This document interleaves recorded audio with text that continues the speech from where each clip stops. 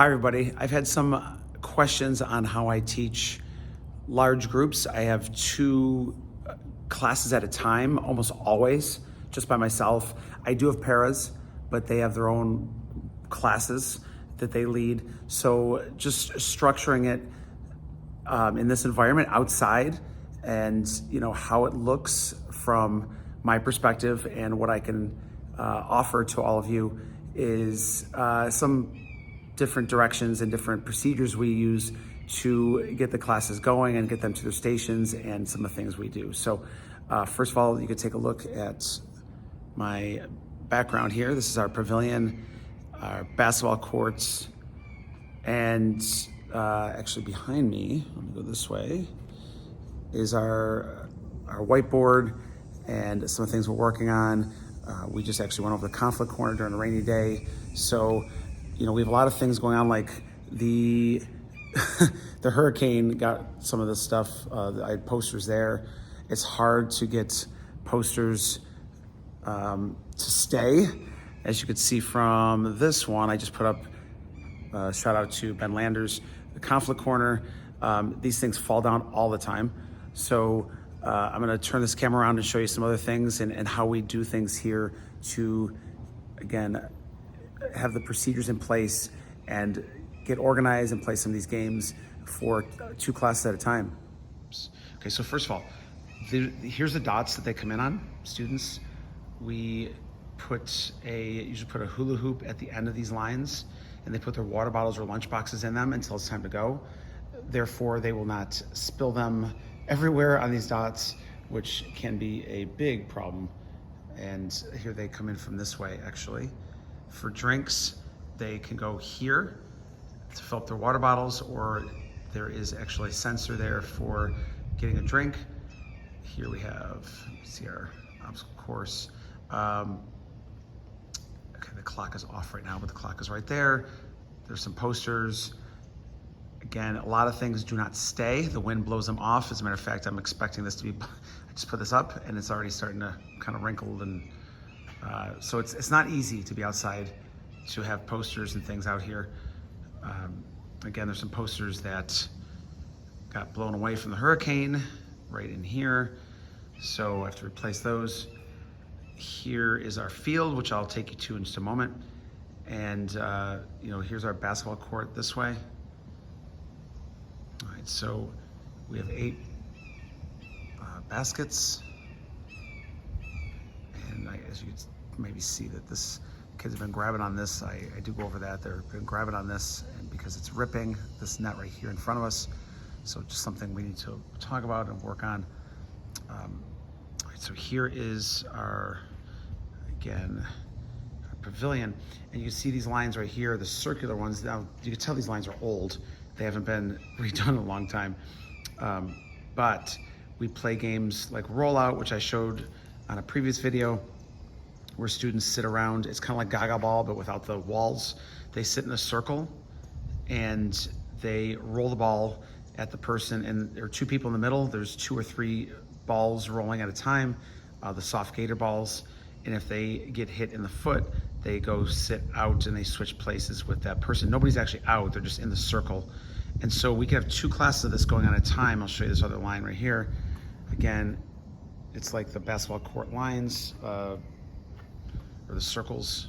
It's hard to see because they're worn out, but here's the circles, the white.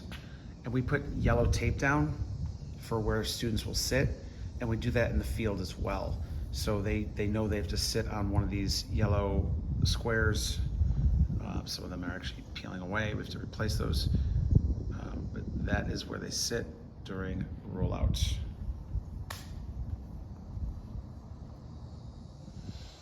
Okay, when we go to the court, students follow the lines, and I may have them put their water bottles in the 4-square court if we're not using them, or somewhere off to the side.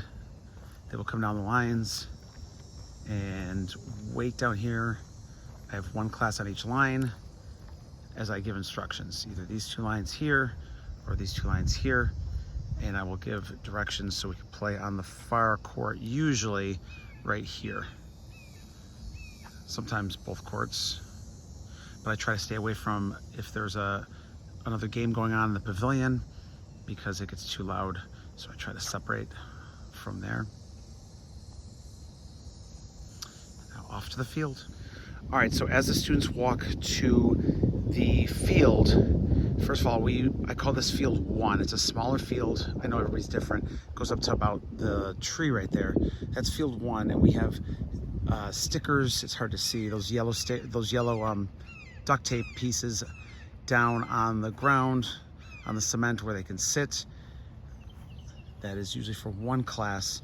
And then the other class comes out, or 2 classes, walks on this white line right here and right here. And we walk single file on the white line, floor is lava. And we come out way down here. And they also sit on the yellow squares, which are coming up, some of them. Okay, right here, you can see on each side, it's hard to see a little bit, but the yellow squares on each side, they sit on them. Depending on how far we go, there's some way down there, even by the soccer goal. It depends on if the game is closer to that side or down here. The students come in on this sidewalk right here. And again, the first class goes to the front, nicely sits on the yellow dots, and the second class goes on the back row. And then they sit and wait here for further instructions. Okay, here's a basic tag setup or crossover capture flag type setup. Not completely capture flag, we have jails and stuff, but this is for a game I'm playing called Bucket Blitz, Bucket Crossover, something like that, where there are teams on each side and there's a midline. I usually mark off, I just count steps. I think I count about 10 steps in between each cone. And there's the midline, those little cones there. So one side on each, one team on each. They start on the sides on each track, and then whistle blows. They, if we're playing that crossover game, they come to each. They can cross over this midline. That's the other team's end, and they try to go to their side and get the buckets, which I'll put out in just a little bit, and bring them back to their side safely and make a pyramid stack. First team to do that wins. Then second round, we add dodgeballs or gator skin balls. They can knock over. They'll put them in here and they can knock them over. So that is how we organize the field. There is soccer out there and an old baseball kickball thing there that we use at the end of the year for kickball tournament against the teachers. Kids, 5th grade against teachers. And this is our setup, and there's our playground. Okay, at the end of class, we pick students that are sitting nicely or that have done a great job, and they get to roll the dice. We have them go to the line. We pick some, again, the students sitting on the line, like if it's a green, we pick the person on the green line that's doing the best.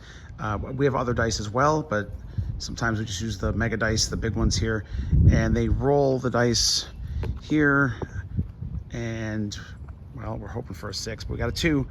So they add the score. We actually, if they get a 6, if somebody gets a 6, they get 6 points.